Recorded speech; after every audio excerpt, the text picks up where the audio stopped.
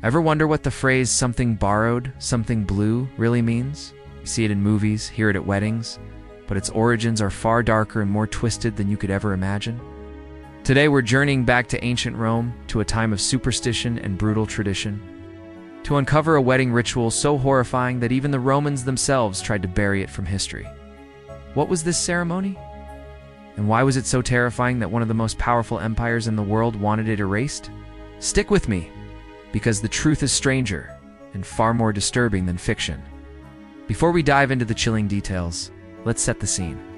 Imagine ancient Rome, not the grand marble city of emperors and philosophers we often picture, but a much earlier, more primitive Rome, a society built on strict rules, rigid social structures, and a deep-seated fear of the unknown. For the early Romans, marriage wasn't just about love.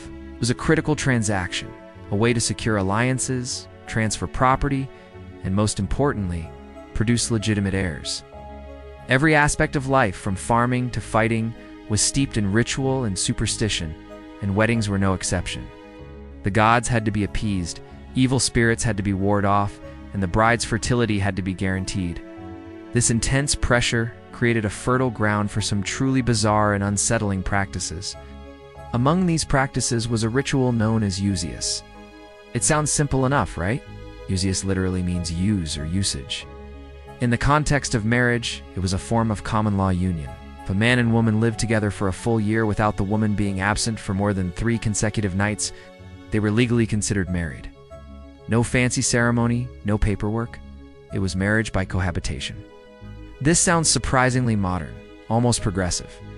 But lurking beneath this seemingly simple arrangement was a terrifying loophole, a dark side that gave the man absolute power.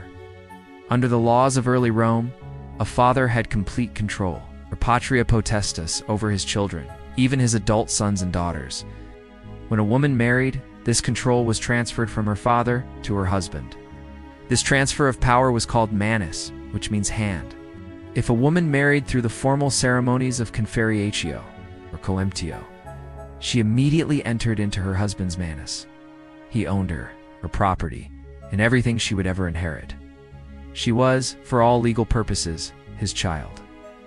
The usius marriage offered a way out, by being absent for those 3 nights each year. The trinoxium, a woman could avoid entering her husband's manus.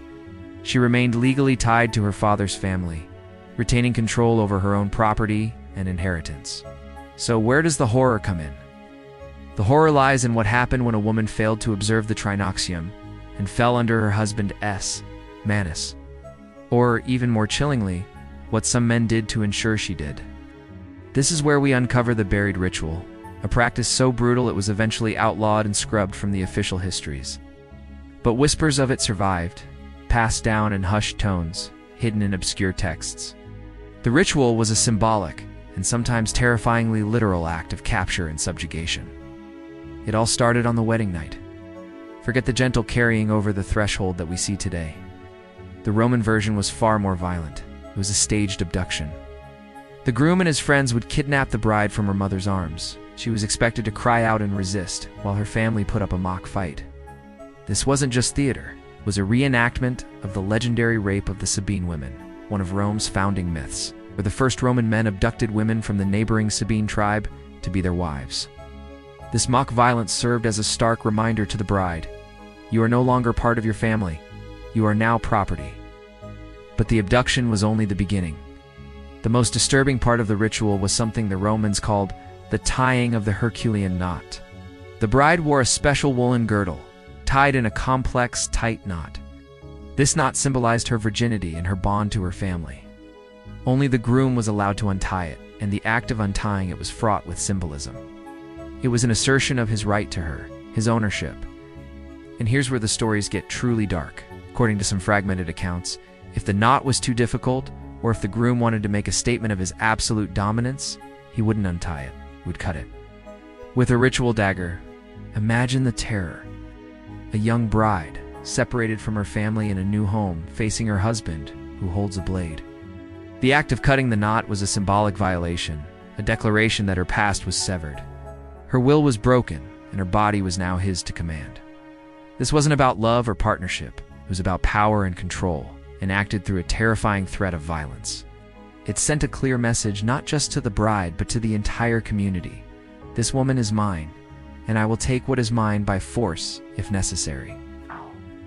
This ritual wasn't universal, and it was most common in the very early, more primitive days of Rome. As the Republic grew more sophisticated and civilized, public opinion turned against. Philosophers and lawmakers argued that marriage should be a partnership, not a subjugation. The idea of a wife being her husband's property started to seem archaic and barbaric. Legal reforms were introduced, making it easier for women to retain their independence and property. The violent mock abduction was toned down into the more familiar tradition of carrying the bride over the threshold. It's a way to prevent her from tripping, which was considered a bad omen. The cutting of the Herculean knot was condemned and eventually faded into obscurity. The Romans, who were masters of propaganda and crafting their own image, had no interest in preserving the memory of such a savage custom. They wanted to be seen as the bringers of law, order, and civilization, not as the descendants of men who terrorized their new brides with daggers. So, they buried it.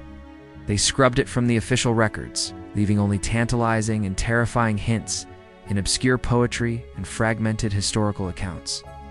And this brings us back to something borrowed, something blue. Where does that fit in? It's a remnant of these ancient superstitions. Something old connected the bride to her ancestors and family. Something new looked forward to her future. Something borrowed was an item taken from a happily married woman, a charm to borrow her good fortune and fertility. And something blue. Blue was the color of fidelity, love, and purity in ancient Rome. Brides often wore a blue sash or ribbon. These traditions are the sanitized, romanticized echoes of a time when a wedding wasn't a celebration of love, but a terrifying transfer of ownership, a ritual of subjugation so brutal that even its creators tried to forget it ever happened. The history of marriage is filled with traditions that seem strange to us now, but few are as chilling as the forgotten rituals of ancient Rome. It's a powerful reminder that the customs we take for granted often have dark and complex origins, and that the past is never quite as civilized as we like to think. What other hidden histories are lurking behind our modern traditions? The truth is often buried, just waiting to be uncovered. Thanks for joining me on this journey into the dark side of Roman history. If you found this as fascinating and disturbing as I did, make sure to hit that like button and subscribe for more deep dives into the forgotten corners of the past. Let me know in the comments what other historical mysteries you'd like me to explore. See you next time.